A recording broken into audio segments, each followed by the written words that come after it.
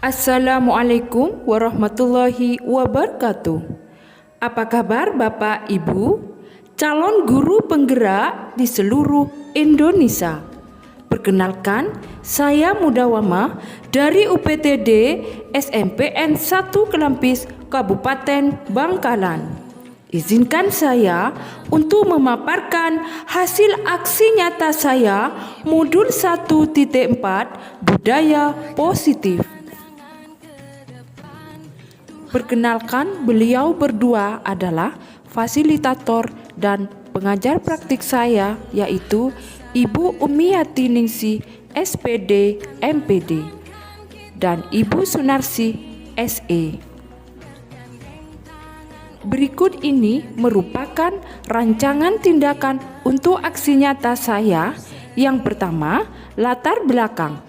Murid tidak suka peraturan karena selama ini jika mereka melakukan pelanggaran maka akan mendapatkan hukuman dan cenderung akan mempermalukan dirinya. Tujuan aksi nyata yang pertama, menciptakan murid yang merdeka dan disiplin diri yang kuat. 2. Menumbuhkan budaya positif di sekolah dengan meyakini nilai-nilai kebajikan universal. Tolak ukur aksi nyata saya antara lain: 1. Terbentuknya keyakinan kelas melalui kegiatan kesepakatan kelas yang dilakukan wali kelas dan siswa. 2. Siswa mampu menerapkan dan menjalankan keyakinan kelas yang telah dibuat. Langkah-langkah tindakan yang akan dilakukan antara lain: 1. Menghadap kepala sekolah untuk menjelaskan pentingnya penanaman budaya positif dan keyakinan kelas di sekolah, serta meminta izin untuk mendiseminasikan bersama rekan guru. 2. Mengumpulkan rekan guru untuk melakukan diseminasi pemahaman materi budaya positif, keyakinan kelas, dan segitiga restitusi. 3. Berkoordinasi dan berkolaborasi dengan wali kelas untuk membuat keyakinan kelas di kelasnya masing-masing. 4. Memantau, merefleksi, dan mengevaluasi keyakinan kelas yang telah dibuat. Dukungan yang dibutuhkan antara lain: 1. Dukungan dari kepala sekolah, rekan guru, serta murid agar tindakan yang telah disusun dapat dilakukan secara lancar dan menyeluruh. 2. Sarana dan prasarana untuk menumbuhkan budaya positif di sekolah. 3. Dukungan dari orang tua murid dalam melakukan budaya positif di rumah.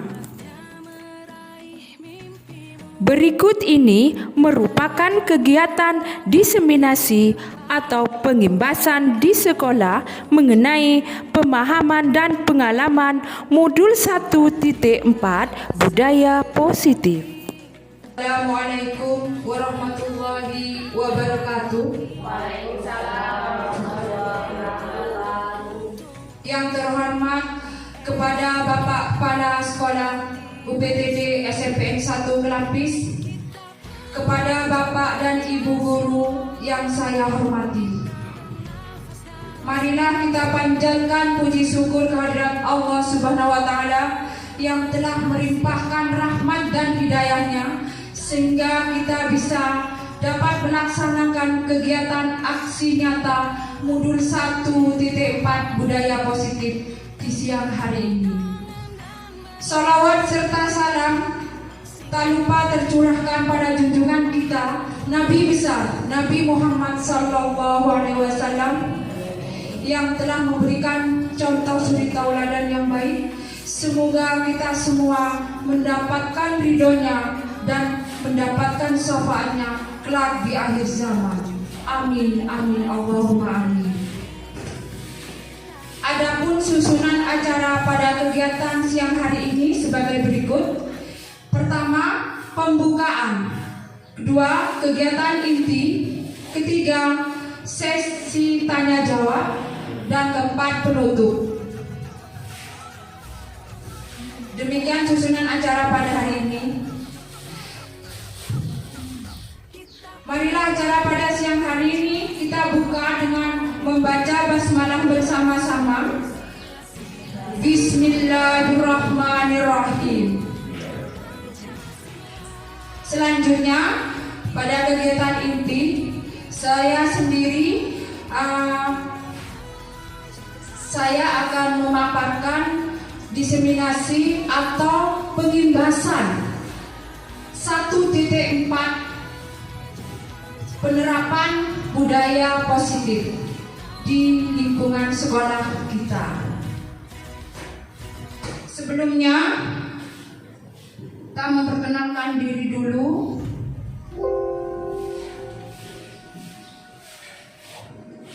Pendidikan calon guru penggerak angkatan 7, aksi nyata modul 1.4 budaya positif. Di sini yang pertama fasilitator yaitu Miati Ningsih SPD MPD.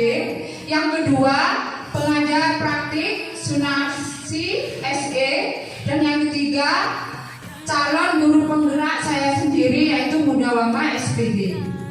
Itu. Sebelum saya menyampaikan atau memaparkan modul 1.4 budaya positif, bahwasannya saya mengikuti pendidikan calon guru penggerak. Di sini sudah nyampe modul 1. Modul 1 tersebut terdiri dari beberapa 1.1 sampai 1.4. Yang pertama 1.1 di situ menjelaskan mengenai filosofi pemikiran Ki Hajar Dewantara. Yang 1.2 visi nilai peran guru penggerak, dan yang ketiga 1.3 yaitu visi guru penggerak, dan yang 1.4 yaitu modul 1.4 budaya positif. Kami ditugaskan untuk memaparkan atau melakukan suatu pengimbasan 1.4 di situ modul budaya dalam kegiatan pendidikan calon penggerak ini. Modul 1.4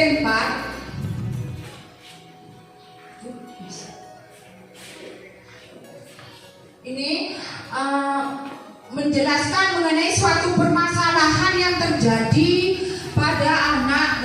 Di sini mengarahkan kepada hal-hal yang positif. Budaya itu sesuatu atau kebiasaan yang dilakukan seorang murid. Tentunya ini mengarah pada murid yang sekiranya ke hal-hal yang positif. Bagaimana caranya nanti di sekolah tersebut menerapkan budaya positif terhadap anak. Selanjutnya topik budaya positif di sini ada 6 di dalam pembelajaran yang kami dapat. Ada 6. Yang pertama disiplin positif dan nilai-nilai kebajikan universal. Terus yang kedua teori motivasi, hukuman dan penghargaan atau restitusi. Dan yang ketiga keyakinan kelas. 4.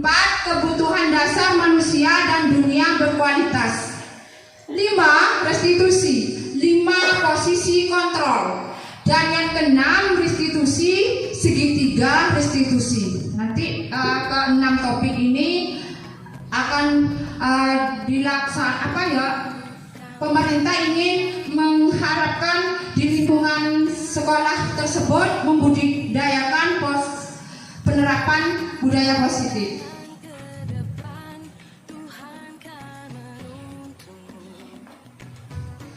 Sebelum kita lanjut ke materi, sebelumnya saya mau menanyakan, ini ada pertanyaan pemantik. Hukuman dapat mendisiplinkan anak. Setuju atau tidak setuju Bapak Ibu? Tidak setuju. Pintar semua. 2. Pemberian hukuman dengan hal positif seperti membantu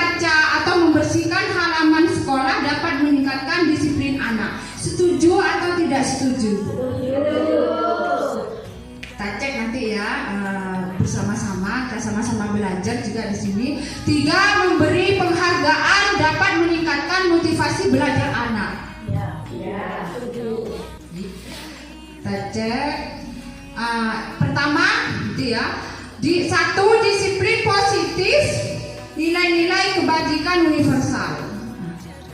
Di sini tadi disiplin positif itu kan pendekatan mendidik anak untuk melakukan anak itu supaya lebih mandiri dan bertanggung jawab. Manfaatnya untuk disiplin positif itu untuk apa?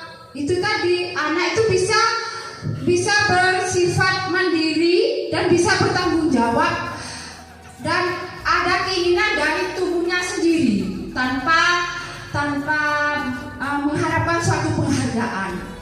Sebenarnya seperti itu. Memang kita tantangan bagi kita sebagai seorang pendidik. Selanjutnya, nilai-nilai kebajikan universal. Tadi ya, yang masuk yang nomor 1, nilai-nilai kebajikan universal di sini termasuk yang profil pelajar Pancasila itu ada 6. Tadi ini beriman, bertakwa pada Tuhan, mandiri, benar kritis, sampai bergotong royong dan kreatif. Tuh, yang pertama. Topik yang pertama. Selanjutnya teori motivasi, hukuman dan penghargaan institusi. Ini yang seru. Ini ya nanti motivasi, mana hukuman dan penghargaan institusi. Nah, ini Bapak Ibu untuk motivasi eksternal untuk menghindari ketidaknyamanan hukuman. Ini maksudnya motivasi eksternal ini anak tersebut diberi hukuman tapi dikasih suatu semacam penghargaan. Ini nanti akan tercetak pada tubuh anak tersebut mengalami ketagihan. Salah satu ketagihan itu gini, misalkan pelajarannya IPA yang memberikan motivasi guru IPA tersebut berhasil misalkan terhadap anak si A, Abdul misalkan. Nah, anak tersebut ini kalau IPA saya suka banget. Ini nanti akan terjadi terhadap tubuhnya anak, terhadap dirinya anak itu akan mengalami suatu ketagihan. Tidak dari dalam, tetapi di situ selalu mengharapkan penghargaan dari orang lain, entah disanjung dan lain sebagainya. Sedangkan di sini budaya positif inginnya anak tersebut datang dari dirinya sendiri, dari dalam, seperti itu. Ini motivasi eksternal, ini motivasi eksternal untuk mendapatkan imbalan dari dorongan lain. Berarti ini kurang bagus lah, intinya seperti itu. Ya, kalau yang eksternal dikasih motivasi, tetapi hanya memilih pada orang-orang tertentu saja, seperti itu. Kalau internal ini dari dalam, untuk menghargai dirinya sendiri. Jadi saya itu punya harga diri, tidak mau bahwa saya ini bisa, seperti itu. Salah satu contohnya, ini dihukum oleh penghargaan, pengaruh jangka pendek dan jangka panjang. Bisa berpengaruh pada anak kalau dihukum oleh suatu penghargaan, seperti itu. Penghargaan menghukum mengurangi ketepatan, penghargaan tidak efektif hasilnya. Penghargaan merusak hubungan antara, misalkan guru menghukum siswa. Salah satu contoh, misalkan anak tidak memakai sepatu, warnanya atau berbeda, sarungnya hitam tetapi di situ putih, dibicarakan di depan anak, itu tidak boleh menghukum seperti itu. Nanti itu bisa dikatakan identitas gagal sebagai guru, seperti itu yang saya dapat info dari guru pemula ini. Contohnya biar lebih mudah dipahami oleh guru, maju misalkan Andi pakai sepatu. Andi, kamu kok pakai sepatu putih? Maju ke depan. Saya ambil sepatunya. Ternyata menghukum yang seperti itu tidak boleh, Bu. Termasuk identitas yang gagal. Anak tersebut nanti akan mengalami mentalnya itu dendam.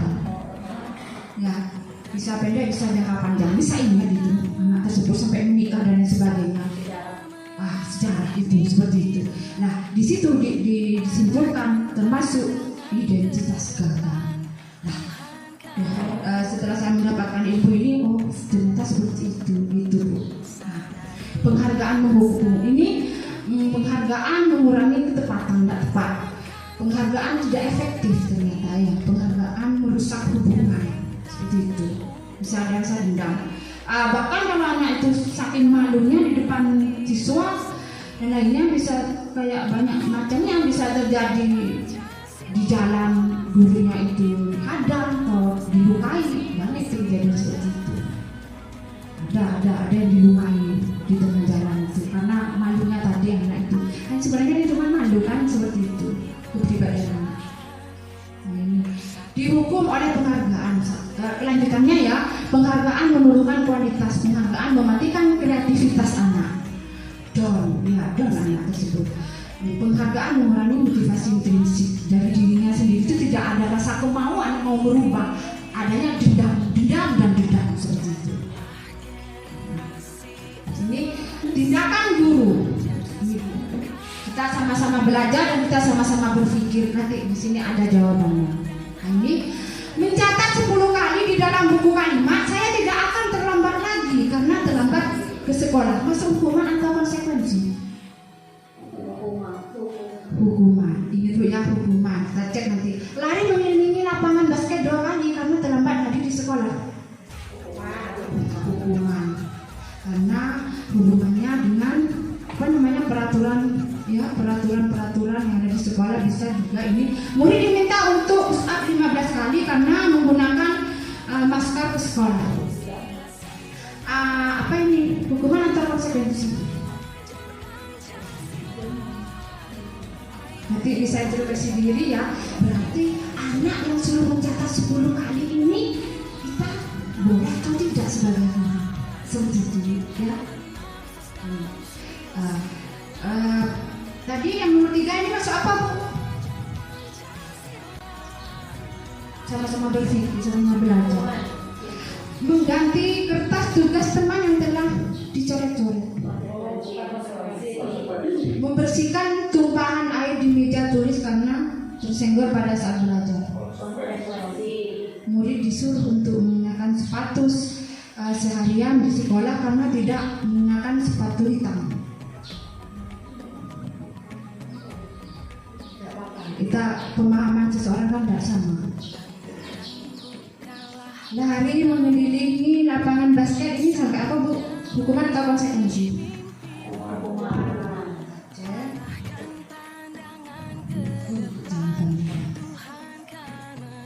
Sama-sama belajar. Saya dulu juga dipikirkan. Dan ini dijelaskan sampai. Jadi saya juga begini. Sama teman-teman juga seperti itu. Kita sebagai guru ternyata nggak boleh seperti ini. Lanjut ini. Lanjut. Hukuman konsekuensi perbedaan hukuman tadi ya. Mendorong anak mengikuti sendiri, mendorong anak agar mudah menyesuaikan diri. Insya Allah ngerti ya. Lanjut aja. Keyakinan kelas, sesuatu yang diyakini bersama yang berasal dari penyatuan pemikiran. Ini maksudnya kalau yang diberikan kesepakatan dari murid ataupun guru. Ini ya, kesepakatan kelas. Banyak ini sebenarnya Bu, pengertiannya banyak sekali. Cuma saya tulis satu. Kalau di CPP kan tidak boleh memakai bahasa internet, harus dirubah total. Ini mengapa tidak peraturan saja dan mengapa ini nanti ya peraturan. Selalu kembalikan buku ke tempatnya. Peraturan dan keyakinan. Ini perbedaannya. Tanggung jawab. Saat ini cuma bisa dipandang saja atau dipandang sebentar kayak ini. Ternyata setelah saya dapat ilmu dari CGP ini, selalu kembalikan buku ke tempatnya. keyakinan kelas. Kalau peraturan, contoh misalkan ini selalu kembalikan buku ke tempatnya. Kalau keyakinan kelas, tanggung jawab. Lebih kuat keyakinan kelas Bu daripada peraturan. Anak itu mendidik anak supaya kita tuh yakin dan percaya mau berubah pada dirinya sendiri. Seperti itu. Makanya kita dicoba dari yang terkecil dulu. Kalau kelas itu lebih abstrak, lebih mudah untuk memantau. Lanjut lagi, kebutuhan dasar manusia dan dunia berkualitas. Ini kebutuhan dasar manusia di sini ada 5. Yang pertama, kasih sayang. Ini mengarahnya kepada murid semua ya, Bapak Ibu ya. Kasih sayang. Jadi anak itu membutuhkan kasih sayang terhadap anak. Bagaimana cara menangani anak itu supaya diberi kasih sayang, biar lebih bersemangat kalau kita terjadi permasalahannya. Kalau anak itu mau berubah, mau belajar atau mau berubah sikap dan sebagainya, anak kan banyak permasalahan. Jadi ini cara menangani harus kayak gini. Kita harus tahu kebutuhan dasar manusia itu apa saja yang dibutuhkan. Ini kasih sayang. Yang kedua, bertahan hidup. Bertahan hidup ini kadang anak kalau sudah diinterogasi cari latar belakang, ternyata di 5 macam ini ada permasalahan salah satu.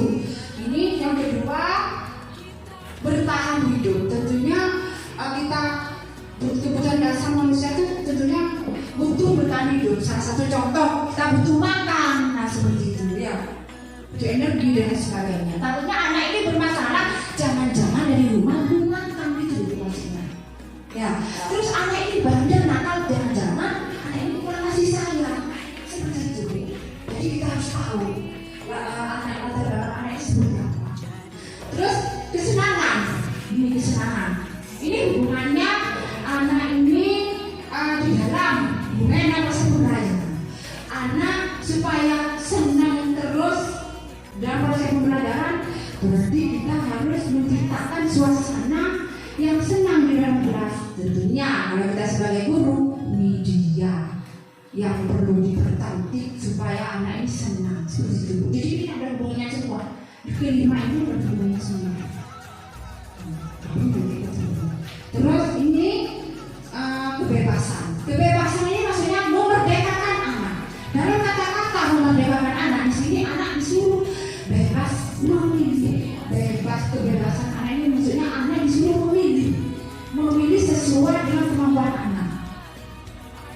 Ya. Setelah itu penguasaan. Kalau anak sudah diberi kebebasan, dia senang. Salah satu contoh, guru misalkan memberikan suatu praktik, anak itu senang apa? Kayak pembelajaran yang berdiferensiasi itu begini kebebasan. Disuruh memilih sesuai dengan kemampuan anak tersebut. Anak ini senang. Sudah masuk kebutuhan dasar manusia. Kalau sudah masuk di sini, baru anak ini penguasaan. Penguasaan di sini tentunya kalau merasa dirinya itu sudah mampu dan bisa mengatasi hal yang diinginkan dan diharapkan. Misalkan praktek ini bisa buat semacam elektro dan lain sebagainya. Kalau anak sudah memenuhi dari kebutuhan dasar ini, 5 kebutuhan dasar tersebut, tentunya anak ini merasa penguasa, bisa langsung dipasang. Misalkan menciptakan ini langsung dipasang karena ini sudah keempat ini sudah ada di diri tubuh anak, sehingga anak tersebut jadilah penguasaan dan seperti itu.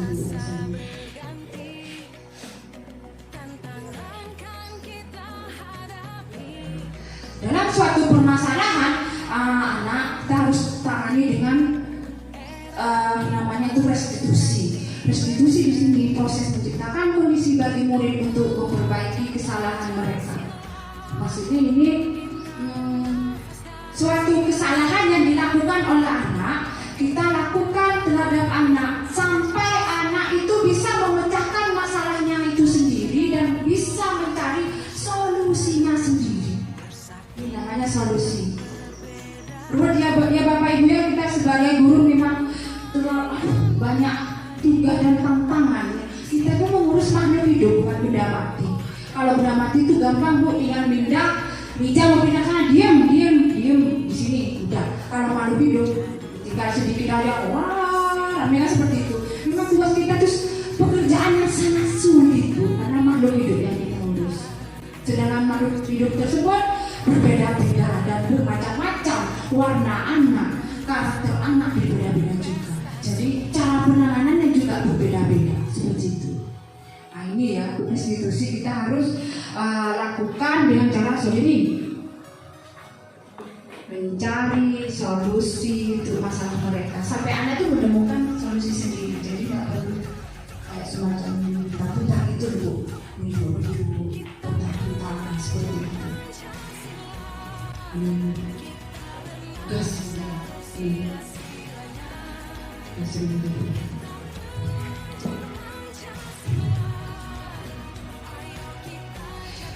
Identitas ini ya cuma perbedaan perbedaannya masing-masing restitusi hukuman satu aja coba ya. Ini sesuatu yang menyakitkan harus terjadi, sesuatu harus terjadi kalau restitusi. Kalau restitusi merupakan pilihan, anak suruh melakukan pilihan. Kalau seperti ini bagaimana nanti dampaknya, contohnya seperti itu Bu. Kalau mau melakukan kesalahan terus nanti yang mana? Kamu mau apa? Sebenarnya kamu tuh mau jadi diri yang bagaimana? Nanti Bu yang itu seperti itu dan seterusnya. Ya. Jadi ciri restitusi seperti ini. Cara menangani dengan cara restitusi ini ada 9, bukan untuk menebus kesalahan, namun untuk belajar dari kesalahan. Dengan adanya anak yang membuat kesalahan di situ, nah disitulah kita belajar dari kesalahan dan ambil hikmahnya dari kesalahan tersebut. Itu maksudnya. Ya, memperbaiki hubungan kawan dan sebagainya. Setelah anak membuat kesalahan atau kasus-kasus dan lain sebagainya. 5 posisi kontrol. Ini penghukum itu tadi, penghukum. Satu contohnya ini menunjuk-nunjuk, menyakiti, menyindir. Mungkin kalau bingung saya kasih contoh. Kamu tuh pakai sepatu kayak gitu. Mana sepatunya? Dicuci Bu. Kapan dicucinya? Hari Senin Bu. Hari Senin dicuci. Paling tidak tuh hari Sabtu dicuci. Minggu kering, Senin bisa dipakai. Gini-gini kan menunjuk Bu sudah. Nah, tidak boleh teman. Susah satu mengukur tentang identitas. Ya, identitas berhasil ataupun sukses ini. Nah, kira-kira ini yang kedua, membuat orang merasa bersalah. Ya Bu, jangan diulangi lagi. Ya Bu, membuat orang merasa bersalah. Ternyata masuk identitas yang setelah ditunjuk, dimarahi, dipermalukan di depan temannya, masuk ini disuruh berubah semua ternyata ya. Nah ini terus yang selanjutnya teman membuat alasan-alasan untuk muridnya. Ayolah lakukan demi ibu, misalkan demi ibu kamu tidak bisa ya mau berubah. Misalkan contohnya, demi ibu mau bisa ya berubah. Ayolah, misalkan saya sebagai wali kelas, udah kasihan tak sama saya. Saya ini wali kelas, sudah ngasih tahu kamu jangan mengulangi lagi, kamu jangan mengulangi lagi. Kamu udah kasihan ya sama saya. Ayolah kerja sama yang kuat, saya dengan kamu, saya gitu kan. Ini teman, sebagai teman. Anak tuh biar lebih terbuka maksudnya, biar lebih terbuka. Identitas berhasil dan sukses. Bagaimana caranya anak itu terbuka sama kita? Pemantau. Nah, pemantau ini maksudnya kita sebagai guru memantau, terus cek, misalkan alfa atau sering alfa atau tidak, salah satu contoh kecilnya. Diperhatikan lah namanya memantau, cek terus. Terakhir, manajer ini mencari masalah, mencari suatu permasalahan dan mencari solusinya sendiri. Masalahnya itu apa dan cari solusinya sendiri dari siswa tersebut.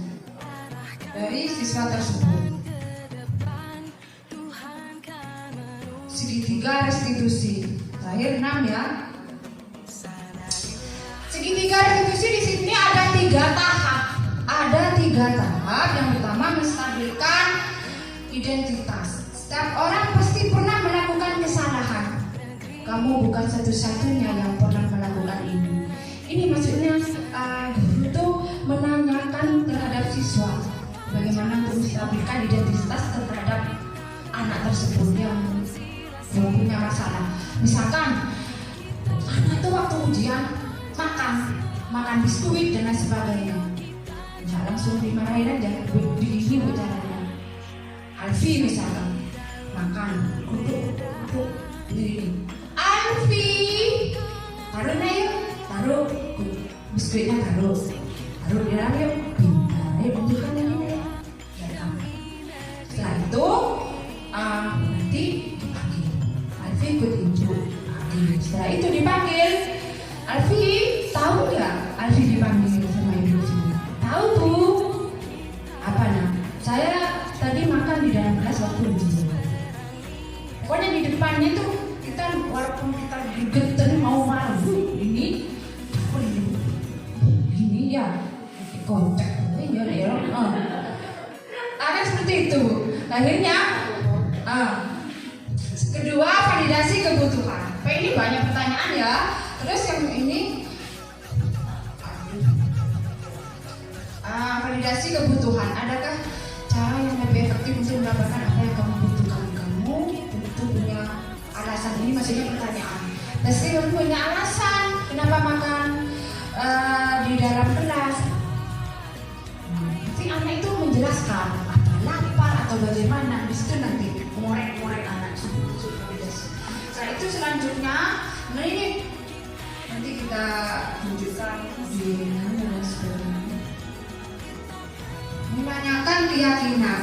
Ini anak, ini apa yang telah kita sepakati ini, kamu ingin menjadi orang yang seperti apa? Setelah itu,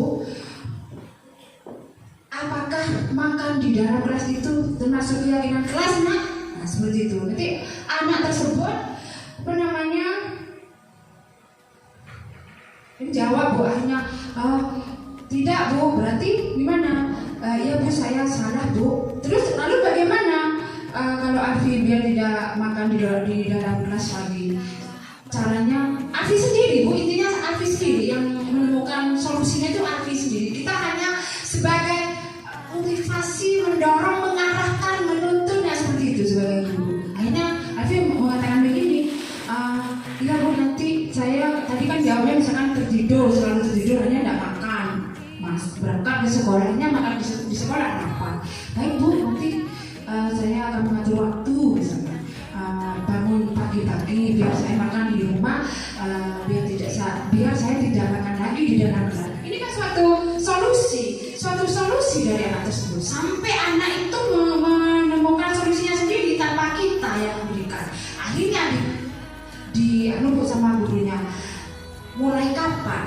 Sejak kapan Alfi mulai berubah? Nanti ini berjanji bu. Mulai besok bu saya akan ini. Udah nggak apa? Dibimbing nanti seperti itu. Seperti itu. Ini kalau sampai ke ini, pokoknya kalau guru sampai ke manajer, ini sudah dikatakan sukses. Anak sampai menemukan solusinya sendiri. Dan dari dirinya, dari tubuhnya sendiri mau berubah tanpa mengharapkan penghargaan dari orang lain. Gitu. Ini identitas ini. Guru berkata berbuat salah itu hal yang manusiawi. Ini kata-kata ini cuma saya tunjukkan aja. Ya, tadi salah satu contoh. Kalau masih bingung soal nanti kalau lihat video, insya Allah lebih mudah. Validasi kebutuhan. Maksudnya ini bu, cara menanyakan ke siswanya. Kamu bisa saja kan melakukan hal yang lebih buruk, tapi kamu tidak melakukannya. Kamu pasti punya alasan mengapa melakukan. Ini salah satu contoh pertanyaan diberikan pada siswa. Nah, saya lagi mencoba sambil menstabilkan identitas seperti ini. Ya, bapak kita pasti bisa menyelesaikan permasalahan ini. Ke anak ini. Apakah kamu bersikap baik pada dirimu sendiri dengan berbuat yang seperti itu? Apakah itu sikap baik pada diri kamu sendiri? Ini anak seperti itu nanti jawabnya. Tidak, dulu maaf, malu dengan sendirinya. Yang penting ini pertanyaan ini disiapkan kan. Itu ini pertanyaan untuk guru ke anak, menstabilkan identitas. Terus ini validasi kebutuhan. Nah, keyakinan ini terakhir Kak manajer, kamu ingin jadi anak seperti apa? Sampai ini apa yang kamu rasakan ketika kamu melakukan itu? Kamu menjadi orang yang seperti apa? Saya pasti ada macam-macam ya. Ada yang zaman ini saya ingin anak yang nomor satu, bagian dari nomor satu. Saya ingin sukses. Kalau mau sukses berarti kita harus bagaimana nak?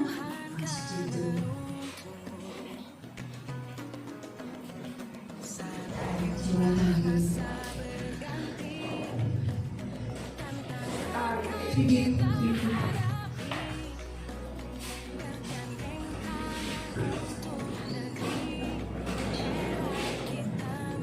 Video.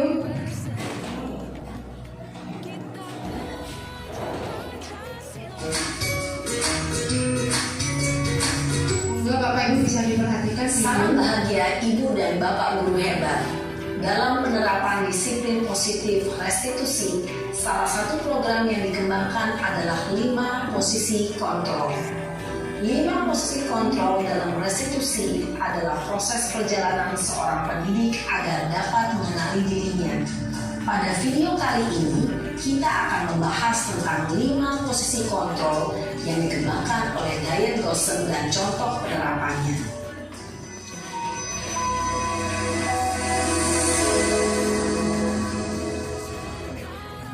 5 posisi kontrol itu adalah 1. Posisi penghukum, 2. Posisi pembuat merasa bersalah, 3. Posisi teman, 4. Posisi pemantau atau monitor, dan 5.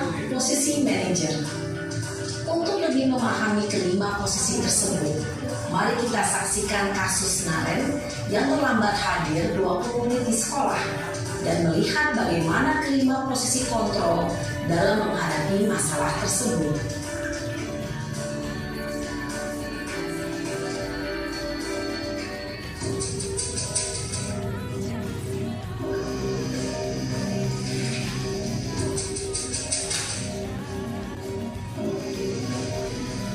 Naren,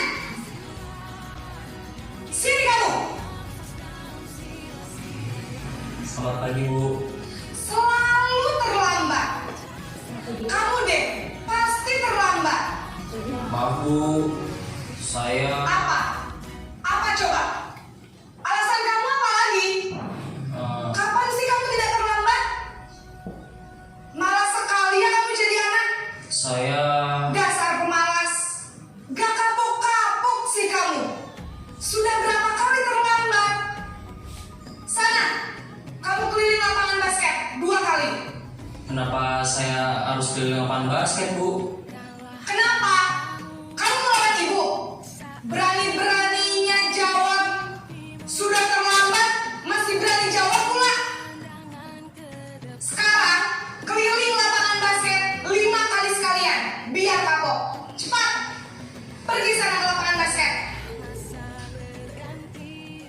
Posisi penghukum biasanya berbicara dengan nada tinggi, menghardik, menunjuk-nunjuk, menyakiti, dan menyindir. Hukuman bisa berupa fisik maupun psikis. Ibu dan Bapak guru hebat, dampak yang terjadi pada murid ketika guru berada pada posisi penghukum adalah murid cenderung akan memberontak, bahkan menyimpan dendam.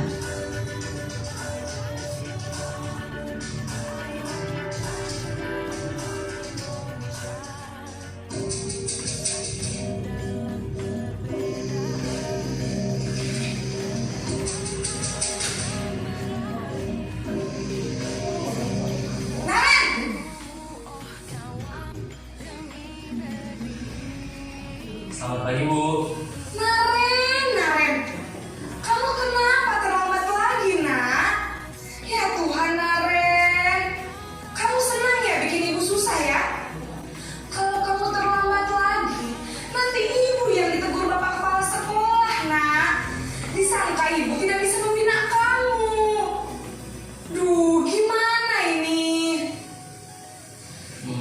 Maaf Bu. Duh Gusti Naren.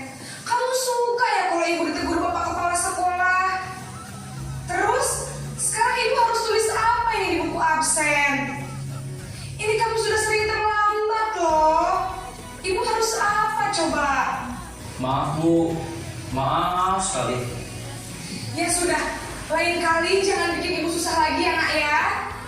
Ibu tidak akan kuat lagi kalau kamu begini terus. Bisa jantungan kalau ibu ditegur bapak kepala sekolah. Sana cepat ke kelas. Maaf ya Bu. Maaf sekali. Posisi pembuat rasa bersalah berbicara dengan nada tenang, cenderung lembut. Namun kata-kata yang diutarakan membuat murid merasa menjadi orang yang gagal, memandang buruk dirinya sendiri, merasa tidak berharga, dan tidak sanggup membahagiakan orang lain. Ketika guru mengambil posisi pembuat rasa bersalah, murid akan menganggap dirinya yang bersalah dan ia akan menyimpan emosi negatif tersebut di dalam dirinya.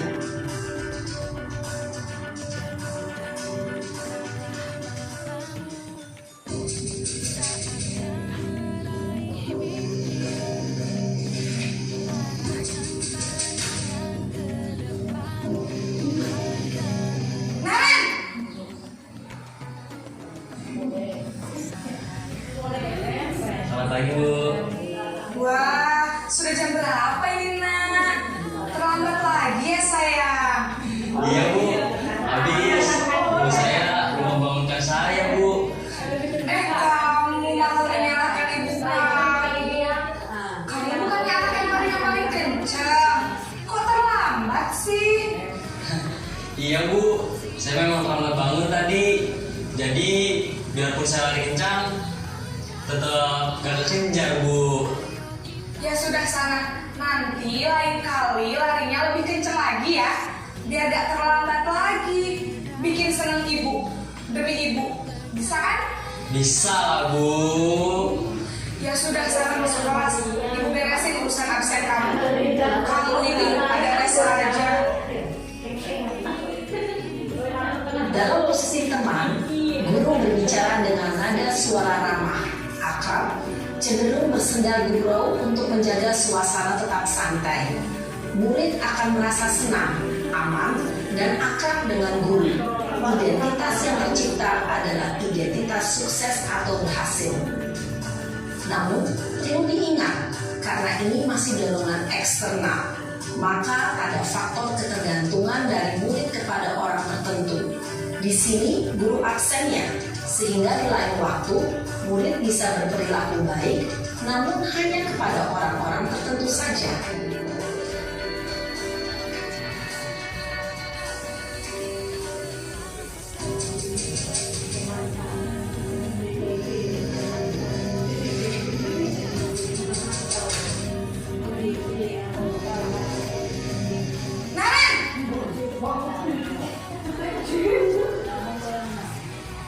Selamat pagi Bu. Naren, apa peraturan sekolah kita tentang jam berapa kita harus masuk sekolah, nak? Kita harus di sekolah jam 7 Bu. Iya betul, sekarang sudah jam 7.20. Naren sudah tahu konsekuensinya jika terlambat hadir. Paham Bu. Saya harus tinggal kelas pas jam istirahat selama 20 menit. Iya benar, konsekuensinya demikian. Jadi nanti jam 9.30 pas istirahat, kamu harus tinggal di kelas, kerjakan tugas tambahan untuk ketertinggalan kamu, ya? Baik Bu. Posisi pemantau mengandalkan penghitungan atau data untuk mengontrol murid. Guru mengarahkan murid berdasarkan peraturan dan konsekuensi. Seorang pemantau menunjukkan bahasa tubuh dan ekspresi wajah yang datar dan cenderung formal.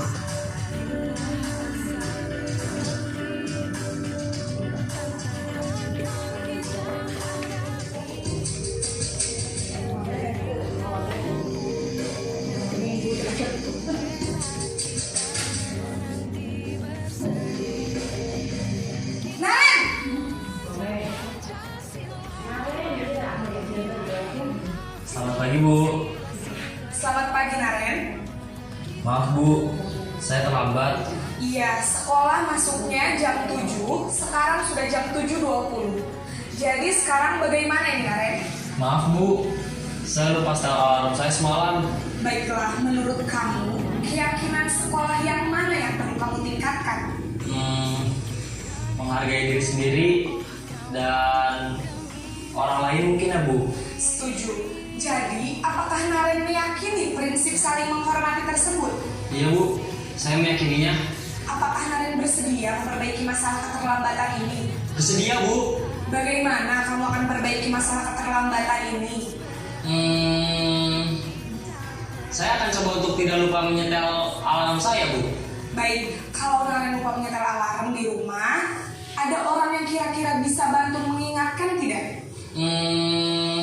Ada Bu, kakak saya, Kak Emma. Ada lagi selain Kak Emma? Selain Kak Emma, ada ibu saya. Baik, jadi yang mengingatkan Naren adalah Kak Emma dan ibu kamu ya? Kira-kira akan mulai start alarm kapan nih, Naren? Setelah pulang sekolah, akan segera saya lakukan. Baik, jadi Naren akan setel alarm untuk bangun besok pagi dan akan diingatkan oleh kakak dan ibunda Naren ya. Ada lagi yang mungkin perlu dilakukan, Naren, agar tidak terlambat bangun lagi? Tidak ada Bu. Baik, Naren, terima kasih untuk kerjasama kamu. Sekarang kamu perlu kembali ke kelas untuk belajar. Baik Bu, terima kasih. Posisi manajer adalah posisi kontrol yang disarankan untuk membimbing murid memiliki sikap disiplin yang positif, yaitu murid yang mandiri, bertanggung jawab, dan dapat memecahkan masalah. Tujuan dari posisi ini adalah agar murid dapat berefleksi atas tindakannya. Guru akan dengan tulus memberikan pertanyaan-pertanyaan bermakna, sehingga membuat murid dapat belajar dari kesalahannya dan mencari sebuah solusi untuk menyelesaikannya. Ibu dan Bapak guru hebat, setelah mengamati adegan kelima posisi kontrol tadi, kira-kira posisi mana yang paling ideal? Posisi mana yang dapat menunjang motivasi intrinsik murid? Ya, tentu posisi manajer. Posisi ini memang posisi ideal yang ingin dituju setiap pendidik. Pada posisi inilah, guru dapat menerapkan disiplin positif yang berpihak pada murid, yang memerdekakan murid. Perjalanan seorang pendidik tentunya tidak mudah untuk sampai pada posisi seorang manajer. Namun, tujuan kita pasti, yaitu menciptakan murid-murid yang mandiri, merdeka, dan bertanggung jawab. Semoga penggambaran 5 posisi kontrol yang telah diperlihatkan ini dapat menjadi ajang refleksi bagi kita semua, agar dapat terus mengasah dan menerapkan disiplin positif yang memerdekakan murid. Mari terus berlatih dan bersemangat. Selamat menerapkan. Salam dan bahagia Ibu dan Bapak guru hebat.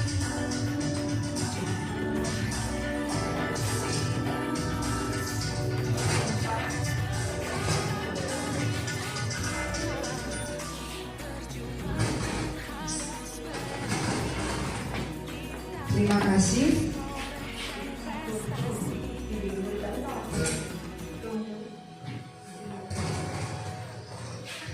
Terima kasih Bapak Ibu. Mungkin ini selanjutnya sesi-sesi tanya. Mungkin ada pertanyaan Bapak Ibu, kita belajar bersama. Mungkin ada pertanyaan. Monggo, silakan. Assalamualaikum warahmatullahi wabarakatuh. Waalaikumsalam warahmatullahi wabarakatuh. Terima kasih kepada Ibu Mujawama calon guru penggerak. Ibu sudah memberikan banyak pengetahuan kepada kami, terutama tentang budaya positif. Di dalam budaya positif itu tadi dijelaskan tentang adanya berbuat kebaikan universal. Kebajikan universal tadi juga di dalam materinya itu dikaitkan dengan dimensi profil pelajar Pancasila. Saya cuma ingin minta ketegasan kepada Ibu Mujawama, apakah dimensi profil pelajar Pancasila itu yang ada dalam itu termasuk juga kebajikan universal. Universal kan artinya seluruh negara bisa berbuat seperti itu kan begitu. Ya. Terima kasih. Apakah dalam profil pelajar Pancasila itu termasuk apa Pak? Kebajikan. Kebajikan. Ya, kebajikan. Kebajikan ya. Jawabannya di situ Bapak termasuk kebajikan universal.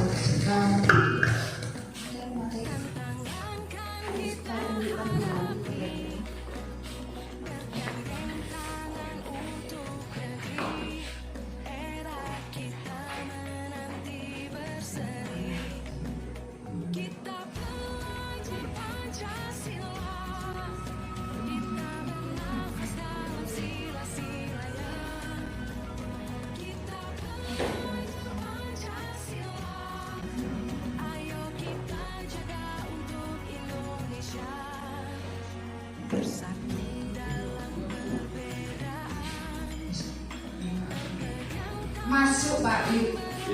Masuk.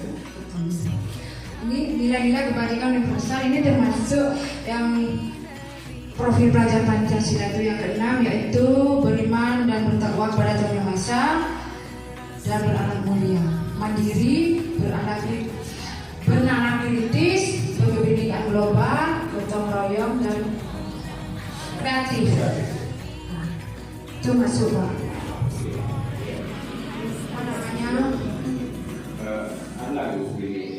Pertanyaannya. Jadi saya melihat tadi sebagai pengganti dari hukuman adalah restitusi pada kurikulum Merdeka ini, dan saya sangat setuju itu. Jadi restitusi itu sebagai pengganti dari hukuman. Jadi kesimpulannya hukuman dalam budaya positif, hukuman diganti restitusi. Ya, peraturan kelas, tata tertib kelas diganti dengan keyakinan. Keyakinan kelas. Ya. Apa seperti itu, Bu?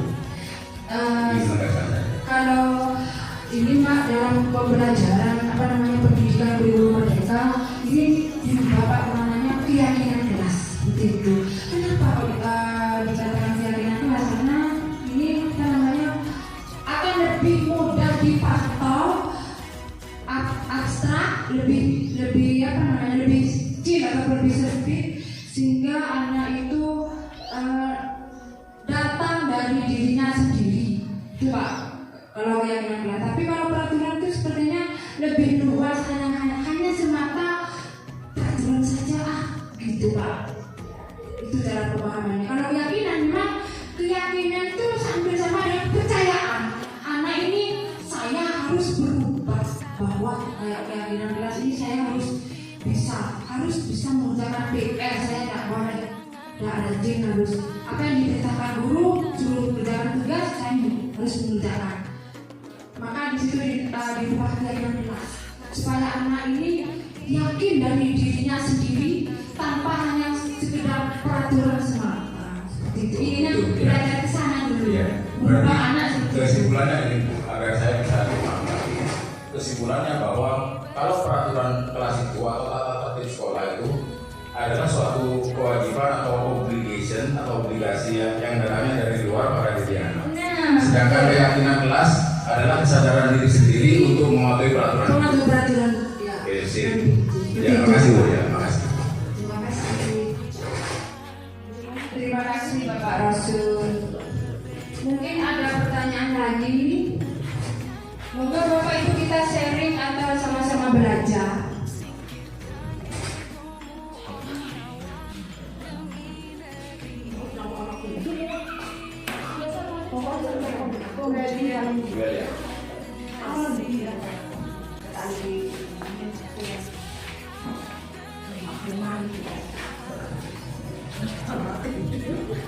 Assalamualaikum warahmatullahi wabarakatuh. Waalaikumsalam warahmatullahi wabarakatuh. Saya ingin bertanya mengapa harus keyakinan kelas? Baik, terima kasih Ibu Alia atas waktunya. Kenapa harus keyakinan kelas? ini kalau keyakinan kelas di situ akan lebih mudah dipantau, terus lebih mudah atau lebih abstrak terhadap anak. Kalau dibandingkan dengan keyakinan sekolah, sebenarnya di sini ada keyakinan kelas, ada keyakinan sekolah. Tetapi kalau keyakinan kelas itu sifatnya lebih tidak begitu luas, lebih kecil. Seperti contohnya misalkan murid dengan guru, atau lebih spesifiknya lagi wali kelas dengan murid, seperti itu. Tapi kalau keyakinan sekolah lebih luas lagi, melibatkan dari beberapa macam guru, bisa masyarakat, kepala sekolah, dan sebagainya, komite. Itu kalau kita taruh keyakinan sekolah. Tapi kita harus berangkat dari keyakinan kelas dulu, melatih anak itu dari keyakinan kelas dulu. Bagaimana cara merubah anak tersebut supaya kita tuh yakin atau percaya, saya tuh mau merubah dari dalam intrinsik keyakinan kelas itu. Salah satu contoh, tidak boleh datang terlambat. Kita kan buat kayak kesepakatan dan cuma diubah bahasanya keyakinan gitu ya. Yuk terlambat, tak boleh. Apakah itu sesuai dengan keyakinan kelas kita? Kan seperti itu nanti teman yang lain itu nggak boleh terlambat. Itu terlambat, nggak boleh terlambat. Harus merubah datang dari dirinya sendiri tanpa mengharapkan penghargaan dari orang lain. Seperti itu. Intinya ke sana dulu. Maka kita buat dari keyakinan kelas dulu. Kalau dari keyakinan kelas itu sudah mampu, sudah bisa dan tercetak, baru kita belajar ke selanjutnya. Nanti akan mudah. Natanya anak tersebut itu akan mudah. Kalau sudah dari berangkat dari keyakinan kelas sudah bisa, ke yang lebih luas lagi bisa. Dan inginnya pemerintah ini ingin anak bangsa ini ingin jadi suatu pemimpin yang bagus di depannya. Seperti itu. Maka kita dilatih mulai dari sekarang keyakinan kelas anak yang masih suci-suci, yang maksudnya yang masih polos-polosnya SMP, kita ajarin keyakinan kelas itu bagaimana. Tidak boleh nyontek, nah seperti itu. Ya, bagaimana Ibu Alia? Mungkin masih kurang atau bagaimana? Sudah cukup. Terima kasih. Mungkin ada pertanyaan lagi.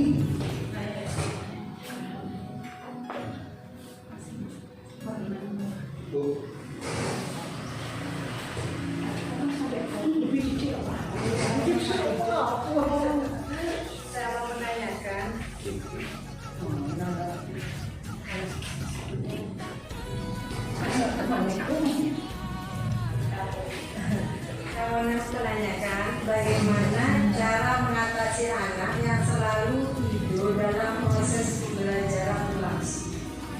Baik, terima kasih. Pertanyaannya sangat luar biasa ya Ibu ini sangat tantangan bagi kita sebagai seorang pendidik ya. Pertanyaannya Bu Dini memang ini ya kita luar biasa sama-sama berpikir ayo Bapak Ibu, kenapa bagaimana cara mengatasi anak dalam proses pembelajaran dan selalu tidur terus. Nah seperti itu. Kita sebagai pendidik, sebagai guru tentunya sulit ya, kenapa anak ini kok bisa tidur terus sebenarnya? Jawabannya begini ya Ibu Tini, yang saya dapat dari ilmu CGD, kita sama-sama belajar juga di sini.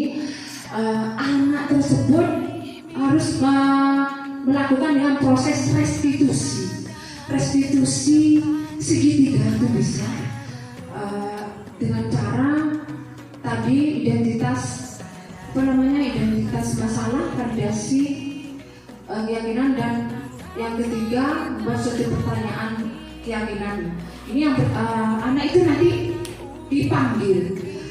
Kenapa anak ini kok sering tidur? Anak tersebut tidak boleh dimarahi pas waktu di tempat proses pembelajaran tersebut. Dibiarkan saja dengan cara gini. Misalkan namanya Siti, itu siapa Bu ya? Siti misalkan. Siti selalu tidur terus. Siti, kenapa nak kau selalu tidur terus? Ayo bangun. itu. Nanti dikasih istirahat dan sebagainya, dipanggil anak tersebut, dipanggil, diinterogasi, kenapa kamu kok sering tidur? Awalnya gini, kamu tahu nggak dipanggil ibu ke sini? Iya bu, kenapa? Kenapa kamu tahu nggak dipanggil ke sini kenapa?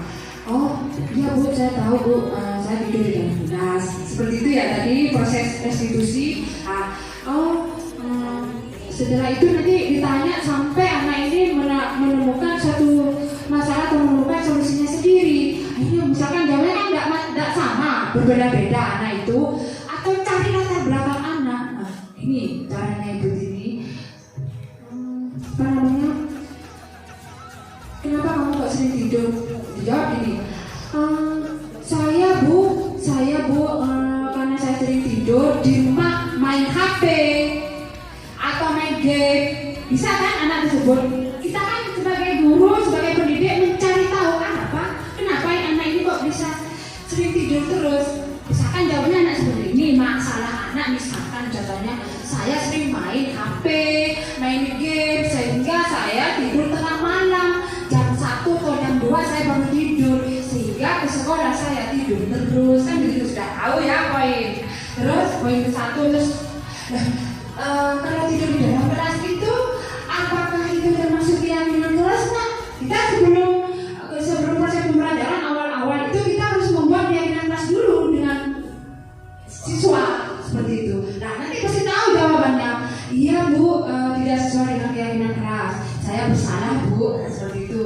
Nah setelah itu nanti kalau kamu gimana nak caranya misalkan kalau supaya itu tidak bisa supaya tidak tidur lagi di kelas sampai kita tuh arahkan terus. Baik bu, saya coba saya akan tidak tidur malam lagi jam 8 atau jam 9 saya akan tidur biar saya tidak tidur di kelas lagi. Mulai kapan misalkan ibu? Mulai kapan itu yang kamu lakukan? Siapnya kapan? Misalkan besok dan sebagainya. Bu nanti benar itu bu sampai selesai. Itu kalau sampai manajer.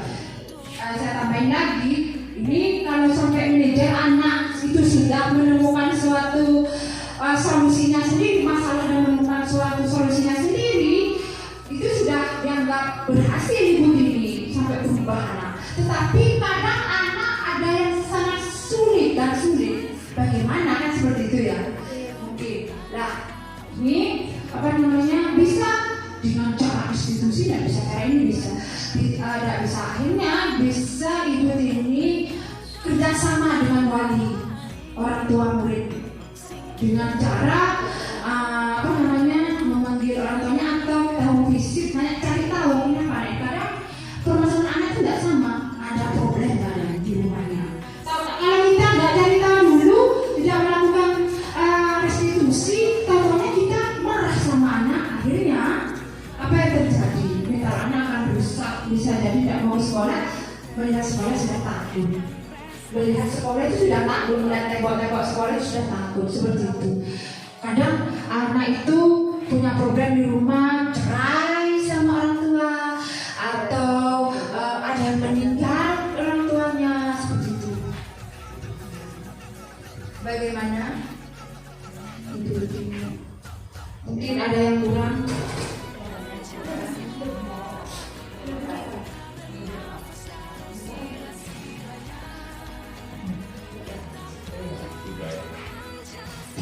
Bagaimana sudah bisa memahami Bu Tini?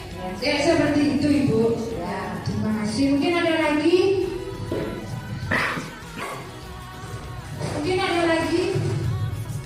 Satu lagi, jawab Pak yuk.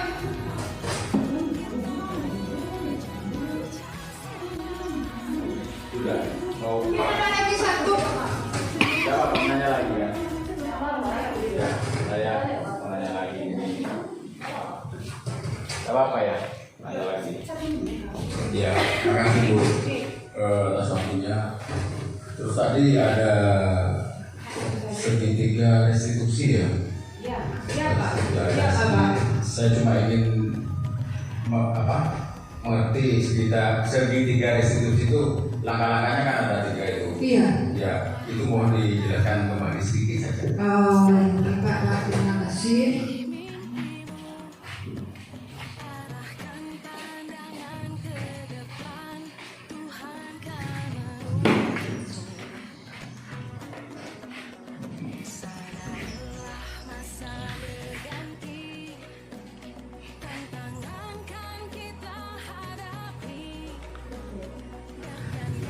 Langkah-langkahnya atau konsepnya saja Bapak ya. Yang pertama ini segitiga restitusi, yaitu menstabilkan identitas. Ini guru memanggil anak, tadi kan langkah-langkahnya guru memanggil anak, suruh duduk, ditanya kenapa anak ini selalu buat masalah. Masalahnya apa kan tergantung dari permasalahannya ya, bisa tidur dan lain sebagainya. Seperti itu Bapak, menstabilkan identitas. Nah, cara untuk mengorek atau mencari tahu tentang kesalahan anak ini bagaimana? Seperti ini bisa dipakai menstabilkan identitas. Guru bertanya seperti ini, langkah-langkahnya seperti ini, pertanyaan terhadap anak. Ya, Bapak ya. Kedua, validasi kebutuhan. Sampai menanyakan ini apa kamu bisa melakukan dengan lebih baik besok, seperti itu. Sampai anak ini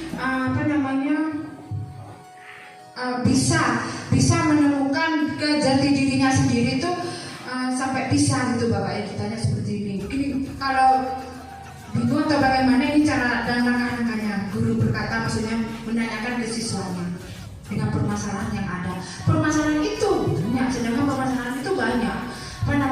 Masalah apa? Entah ini sering berantem, sering tidak mau mengerjakan PR, atau sering keluar, waktu pelajaran sering minta izin beli pen dan lain sebagainya, tergantung dari permasalahannya.